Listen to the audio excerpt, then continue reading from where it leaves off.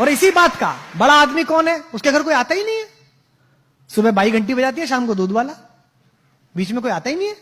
मेरे पिताजी मेरे घर आते हैं तो वो लोगों से कहते हैं, बड़े खुश होते हैं, कहते हैं यार ये आदमी ठीक है, इसके यहाँ 10 आदमी चाय पीते हैं, 20 आदमी खाना खाते हैं, 5 आदमी सोते रहते हैं, ये ठीक है।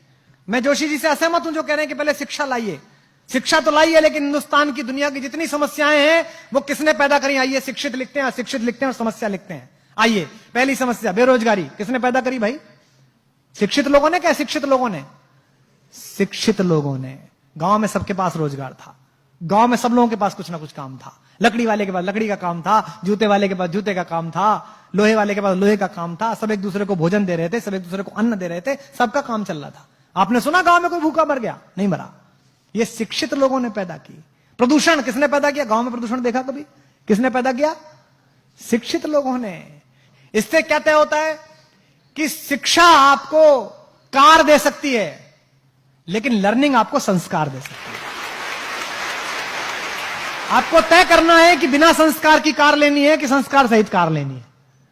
अधिकतम पूरी लड़ाई बिना संस्कार की कार लेने की है। यही कारण है कि हमने इस जीवन को कष्ट का साधन बना दिया है।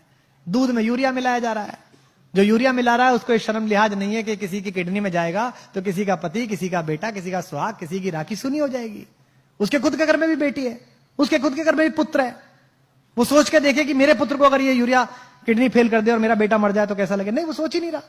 उसको लगता है 1000 रुपए फालतू मिल रहे, थोड़ा सा यूरिया मिला दो। सब्जी वाला यही कर रहा है आपके साथ, अफसर आपके साथ यही कर रहा है, सरकारें आपके साथ यही कर रही हैं, नेता आपके साथ यही कर रहे हैं, क्योंकि हमने इस पूरे प्रोसेस को लर्निंग का बनाया ही नहीं है। हमने इस पूरे प्रोसेस को शिक्षा का बनाया है।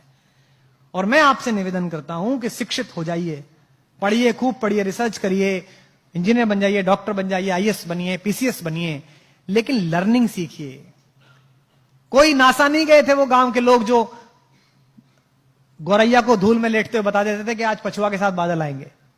उसने अनुभव से ये जाना था। तो इसका मतलब कुछ ज्ञान ऐसे हैं जो अनुभव से ही आते हैं। महिलाएं बैठी हैं, मातृशक्ति बैठी हैं, मातृशक्ति इस नगर का प्रतिनिधित्व करती हैं।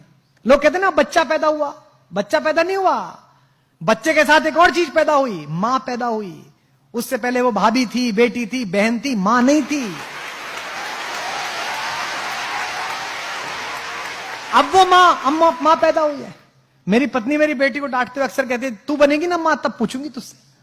उसको लगता है खराब बात है। अरे ये सही बात है, क्योंकि उससे पहले वो सिर्फ बेटी थी, सिर्फ वो पत्नी थी, सिर्फ वो बहन थी। जिस बार पहली बार उस शिशु ने आकर किलकारी भरी, उस दिन मां को पता चला कि मैं मां हूं, मेरा बोध क्या है, मुझे जगना इसके अनुसार है, मुझे सोना इसके अनुसार है, मुझे इसका सब काम करना है।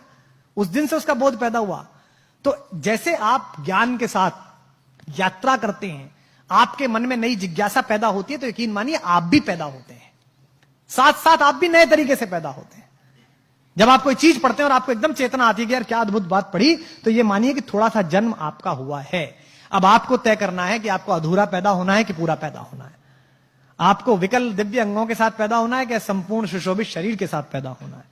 इसलिए पढ़िएगा तो ये सोच के मत पढ़िएगा कि ये पास करना है, ये सोच के पढ़िएगा कि मुझे ये जानना है, ये मेरी इच्छा है, ये मैं जानना चाहता हूं। अधिकांशतः हम जो पढ़ रहे हैं, हम ये पढ़ रहे हैं कि ये इतना है, इसको ऐसे करने से ऐसे हो जाएगा। इससे जीवन आगे नहीं जाएगा।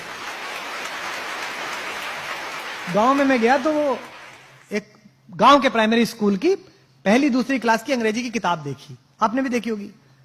उसमें लिखा हुआ था जी फॉर जेंटलमैन। तो सामने कुछ चीजें बनी रहती है ना, अम्ब्रेला बना हुआ है ना, बना रहता है सब। बी फॉर बैलून, तो बैलून बना हुआ है। तो जी फॉर गर्ल एंड जेंटलमैन, तो एक लड़की बनी हुई और जेंटलमैन के नाम पर सूट पहने हुए एक आदमी बैठा हुआ, मतलब खड़ा हुआ, यानी कि जेंटलमैन है। जिसने सूट पहना वो जेंटलमैन है। तो गांव के उस बच्चे को यह लगता होगा कि ये जो धोती कुर्ते में मेरा बाप है, ये जो खेत में जाता है, गुरु ये जेंटलमैन नहीं है।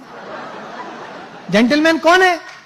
जेंटलमैन पीडब्ल्यूडी का वो चोर क्लर्क है जो सूट में आता है रोज सुबह सुबह।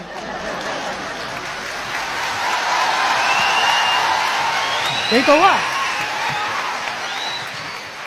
तो जेंटलमैन की परिभाषा क्या बनाई आपने? वस्त्र से बना दिया आपने। बच्चे के दिमाग में आरोपित कर दिया भाव कि जेंटलमैन होना मतलब कपड़े ऐसे पहनना। हमारी भी ब्रांड की टीम लोग कहते हैं कि ये क्या पहन लेते हो आप। आज ही कह रहा था ये क्या पहन लिया। मैंने कहा मेरी कमीज सुनेंगे कि मुझे सुनेंगे?